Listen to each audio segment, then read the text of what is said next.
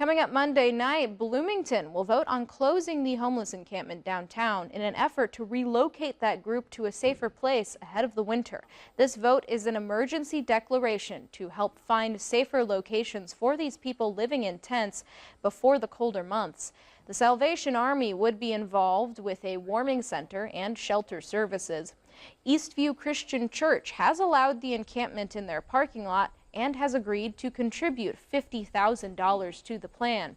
The goal is to shut the encampment down by October 15th.